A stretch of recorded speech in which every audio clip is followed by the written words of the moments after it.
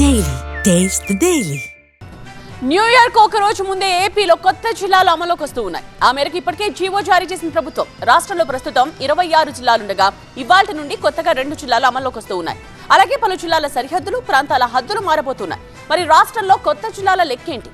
ప్రస్తుతం ఉన్న జిల్లాల పరిధి ఏంటి? ఏపీలో కొత్త జిల్లాల ఏర్పాటుపై తుది నోటిఫికేషన్ జారీ అయింది. రంపచోడవరం కేంద్రంగా పోలవరం జిల్లా, మార్కాపురం కేంద్రంగా మార్కాపురం జిల్లాను ఏర్పాటు చేస్తూ ఉత్తర్వులు జారీ అయ్యాయి. అన్నమయ్య జిల్లా కేంద్రాన్ని రాయచోటి నుంచి మదనపల్లికి మారుస్తూ నోటిఫికేషన్ వెలువడింది. వీటితో పాటు రాష్ట్రంలో కొత్తగా 5 రెవెన్యూ డివిజన్లు ఏర్పాటయ్యాయి. రెవెన్యూ డివిజన్లు, మండలాల సరిహద్దులు మార్పు చేస్తూ తుది నోటిఫికేషన్ జారీ అయింది. బుధవారం నుంచి కొత్త జిల్లాల ఏర్పాటు అమల్లోకి తీసుకొస్తూ తుది ఉత్తర్వులు జారీ అయ్యాయి. ఈ నిర్ణయంతో రాష్ట్రంలోని జిల్లాల సంఖ్య ప్రస్తుతమున్న 26 నుంచి 28కి పెరిగింది. కొత్త ఏడాది సరికొత్త మార్పులతో ఏపీలో జిల్లాలు ఏర్పాటవుతున్నాయి. ప్రభుత్వ తాజా నిర్ణయంతో 17 జిల్లాల భౌగోళిక స్వరూపం మారింది.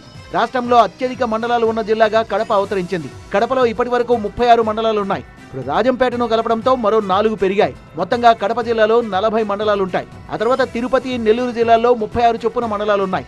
జనాభా పరంగా అగ్రస్థానంలో తిరుపతి జిల్లా ఉండనుంది. రైల్వే కోడూరు నియోజకవర్గాన్ని తిరుపతిలో కలపడంతో ఆ జిల్లా జనాభా 29,47,000కు చేరుకుంది. రాష్ట్రంలో అతి చిన్న జిల్లాగా పోలవరం ఏర్పాటైంది. రంపచోడవరం కేంద్రంగా ఏర్పాటైన ఈ జిల్లాలో 12 మండలాలు, 3.5 లక్షల మంది జనాభా ఉన్నారు. కొత్తగా అడ్డరోడ్డు జంక్షన్, అద్దంకి, పీలేరు, మడకసిర, బనగానపల్లి రెవెన్యూ డివిజన్లు ఏర్పాటయ్యాయి. జిల్లాల విభజనపై 30 రోజుల గడువు ఇచ్చిన ప్రభుత్వం రాయచోటి విషయంలో ఎందుకు సమయం ఇవ్వలేదని ప్రశ్నించారు వైసీపీ రాష్ట్ర ప్రధాన కార్యదర్శి శ్రీకాంత్ రెడ్డి.